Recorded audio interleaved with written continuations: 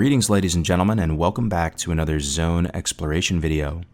In this series, we embark on safaris through Azeroth together, exploring some of the most truly inspired zones in classic World of Warcraft. Together, we're going to make our way through a zone in real time, analyze its aesthetics, learn about its lore, its quests, and its role in Warcraft history. In today's episode, we will be journeying through Loch Modan. Let's start off by reading a passage from the paperback rulebook from the Warcraft role-playing game released in 2003. The cold, wet, and mountainous Loch Modan lies in the foothills of Ironforge Mountain. To its south are the Badlands and the Searing Gorge, while to the north, after crossing Dun Algaz Gate, lie the wetlands. Loch Modan is a lake, the largest body of fresh water in the world of Azeroth. It teems with fish, and the surrounding mountains are rich in timber and precious metals. Loch Modan is the heartland of the proud and feisty Ironforge dwarves. Although the Horde drove the dwarves into seclusion in the Second War, they have since returned to their homeland and thrive once more. Like all Ironforge dwarves, Loch Modan's denizens are an industrious people. They fish, they mine, they cut lumber, and smith weapons with great alacrity. Thus, this region is the source of Ironforge's mercantile strength. Few enemies can penetrate the mountains around Loch Modan, and Algaz Gate serves as an effective barrier.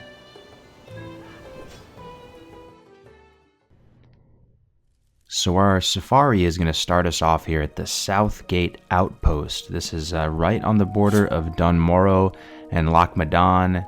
As you can see, there's still some of the frost and ice from Dun Morogh. And we're going to enter in through this Southgate Outpost into Loch Modan, and we're really going to wrap around in a counterclockwise direction, stopping to see all the various sites from Loch Modan. So here we go. If you can remember back, guys, to when you were a new player. Imagine you're level 10 or something like this, and you've only really experienced the starting zone, and even that was a grind, getting to even level 10 back in the day, if there's some sort of real satisfaction there. You already felt like you had a few stripes on your shoulder. So you're entering in and you see this whole new color palette, this whole new world. It looks radically different from the ice and the snow that you're accustomed to, and it just looks spectacular. Right now we're in the Valley of the Kings, and you see these two just dwarven heroes here. I've really come to appreciate and enjoy the dwarf architecture. I think it's probably the race that's grown on me the most over the years, but I love how just consistent and cohesive the styling is across the zone.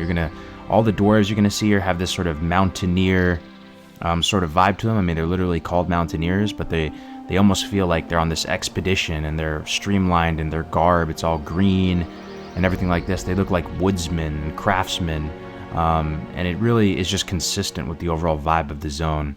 So one thing I really like about dwarf zones is, as well, is if you look up, you see these kind of castle-like keep structures integrated into the mountains. It almost feels like the zone is even bigger than what you get to experience, that there's hundreds or thousands of, dwarf families and stuff living up in those little keeps.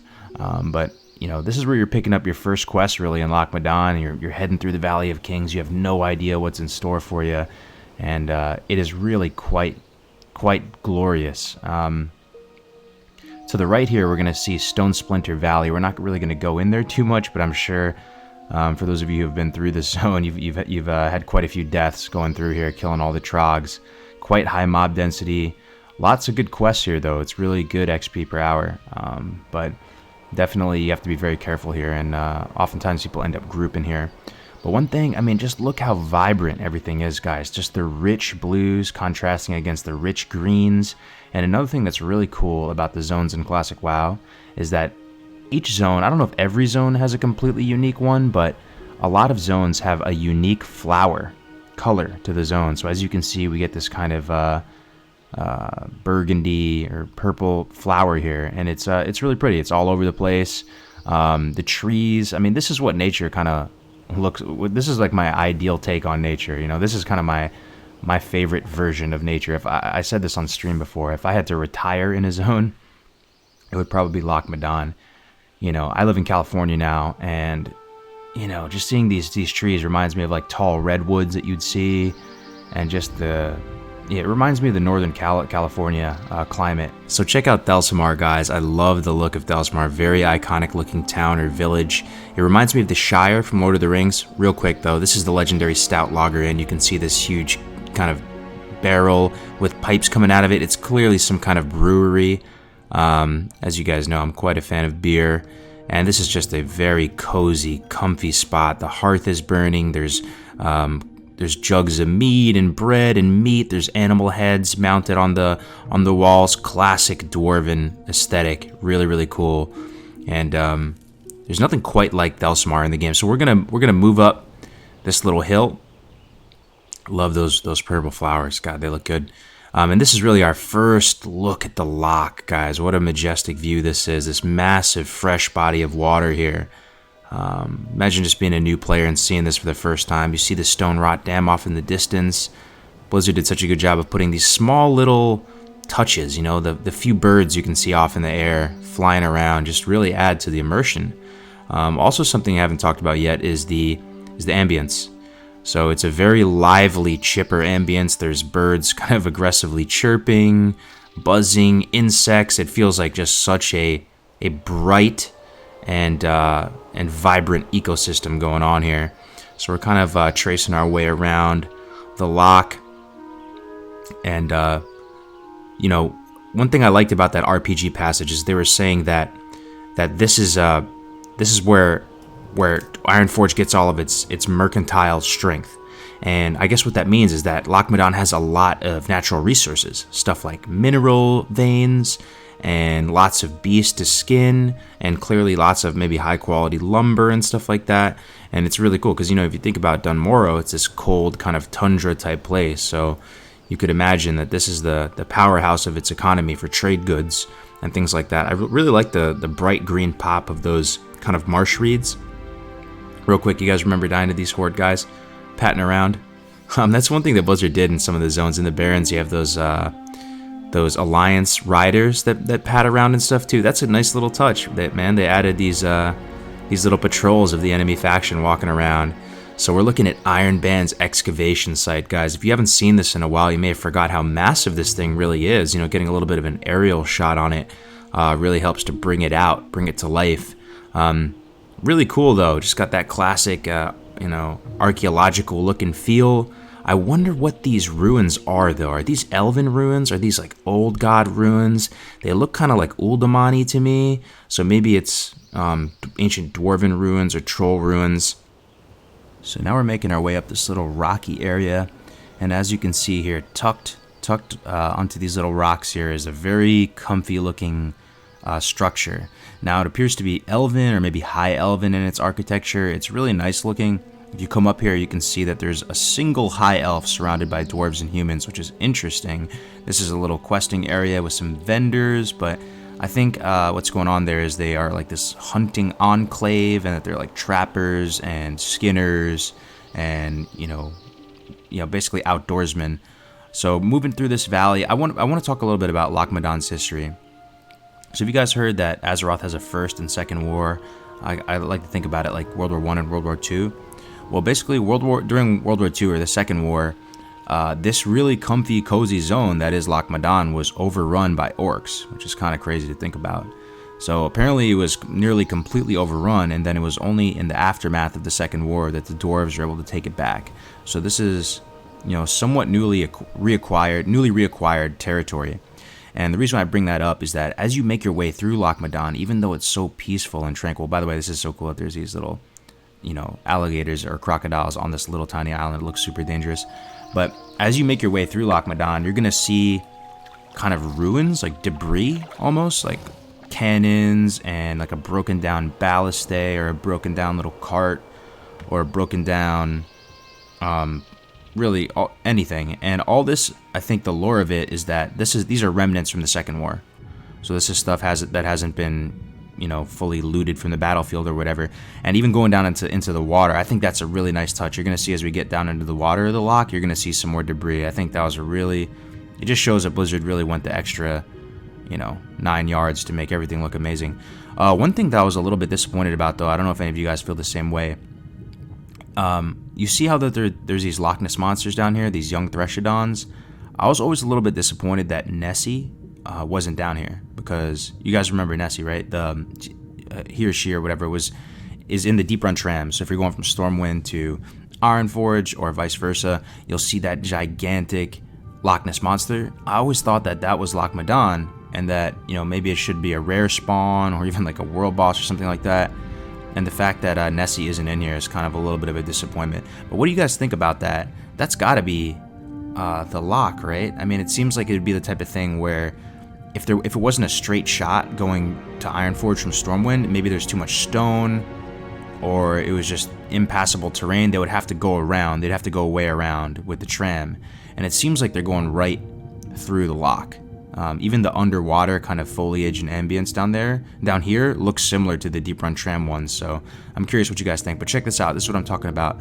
There's another cannon. See this cannon right here? This is from the Second War, I think, which is, I don't know. It's really cool. But yeah, I love the schools of fish down here. Moving our way up here, we got these little Trog outposts. There's some more ruins and debris. And actually, some of that debris looks orcish almost, right? That broken down little cart there. It's got the little spikes on it that look like it's like an orcish battle wagon or something like that, which is kind of cool. And these palisades, maybe they're not Trog made, maybe they're orc made, and this was an old orc outpost or something like that. Anyway, we're moving over here eastward towards the Mogrash stronghold, and take a look, guys. It's so cool. You can see how it looks like the trees are messed up, right? They're burned or rotting or something, but they still look like they once were these trees, and you can see where it sort of falls off here. It's kind of nice that the ogres, once they populate an area, it all goes, you know, it all goes downhill on the wildlife, and the trees start getting destroyed. I like that flavor of it, though. That's also like a little non-instance dungeon, by the way, which is a kind of cool thing to think about. That's another awesome thing about Classic WoW, that some of these zones basically had non-instance dungeons. You know, Jinta Allure and Mogrash Stronghold. Really cool. So here is one of the most iconic places in all of World of Warcraft, let alone Loch Modan, the Stone Rot Dam. So I love the sounds. The sounds are really great from up here. It sounds like water's gushing down, and as we go down there and take a look at the waterfall, it's going to sound different as well. But one of the most iconic places. Look at these birds flying around too. You guys know that some of the zones have unique bird models. Oh, I love that. That's so cool. But this is probably the closest thing to Mount Rushmore or something like that in game. These 3 dwarven heads with water coming out of them. God, that's so cool. Man. Really, really great. And it was a bummer when the Stone Rot Dam got destroyed later on in Cataclysm, but this is one of my favorite places in all of Classic WoW, for real.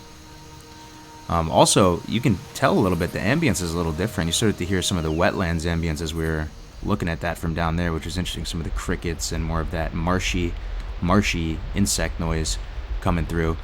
But moving our way here to northwest, we're approaching Dun Algaz. There's some more kind of broken down ruins. I'm really curious to see if these little palisade walls used to be orcish outposts, or if these were constructed by the kobolds and trogs. But here's that little area where you have to get the miner's gear, and it's filled with kobolds. This is a great grinding spot, by the way. Really high mob density. They have low armor. They drop lots of cloth. Really good place to grind. So moving our way up here, Dun Algaz, we're gonna see it up on the right there. And I guess looking up to see those structures up in the mountains, that's got to be the Dun Algaz fortress, right? And then we have a little outpost here. These are some of the first quests that you get as a young new player in World of Warcraft, man. Feels good, man. I still remember my buddy Chris leveling a dwarf hunter out here and coming in here for the first time, and I was so jelly that he had a pet. It's probably the genesis of when my interest in hunters started. We got some more kobold camps down here. We're wrapping our way around. Really just gorgeous scenery, guys. One of the prettiest zones for sure to me in the game. So peaceful, so nice. And one thing I like about it too is that it really is like the essence of Classic WoW to me. Like these low-level mobs, it's orcs and humans and dwarves and they're fighting, and kobolds and trogs. Like it's not like any spaceships going on.